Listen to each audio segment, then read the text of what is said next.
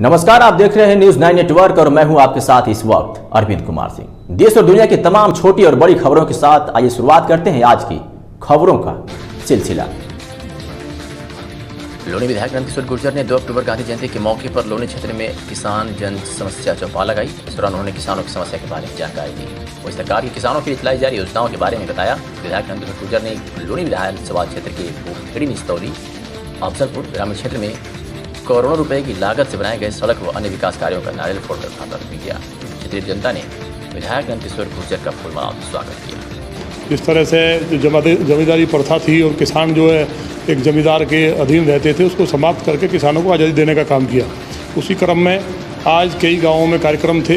एक देश के यशस्वी प्रधानमंत्री माननीय मोदी जी ने किसानों को जो आज़ादी के बाद पहली बार किसान आज़ाद हुआ है, उनके इस बिल के बाद किसानों में एक भ्रम फैलाने की स्थिति पैदा की जा रही है कि हर व्यक्ति चाहे जूता बनाने वाला हो, झाड़ू बनाने वाला हो, अपने रेट तय करता है, लेकिन किसान को कोई अधिकार नहीं था। किसान मंडी में जाता था और मंडी में जा कर के आड़ती मिल करके ऐसा षड्यंत्र करते थे कि जो लेके जाता था उसको उल्टा किराया अपनी जेब से दे के आना पड़ता था। इस तरह के हालात थे। आज आलू 40 रुपये किलो से ज़्यादा बिक रहा है। जब किसान की फसल आती है तो आलू का रेट हो जाता है 1 रुपये किलो। तो ये व्यवस्था को ख़त्म करने के लिए, बिचौलियों को ख़त्म करने के लिए देश के यशस्वी प्रधानमंत्री जी ने पहल की और ये बिल अध्यादेश लाए। तो उनके बारे में भी किसानों को बताया गया है, क्योंकि एक देश के अंदर प्रोपेगेंडा फैलाया जाता है। पहली बार आज़ादी के बाद किसानों को किसान सम्मान निधि के रूप में माननीय प्रधानमंत्री जी ने 6,000 रुपये देने का काम किया। कोई सरकार एक पैसा देने का काम करती नहीं थी। यूरिया की कमी नहीं है। पूरे देश के अंदर जो माहौल बना है, उस माहौल को मैं समझता हूँ कि बनाने के लिए कहीं ना कहीं मीडिया भी, और मीडिया के साथ साथ जो राजनीतिक पार्टियाँ जो समाप्त हो चुकी हैं, एक ऐसा माहौल क्रिएट कर रही हैं।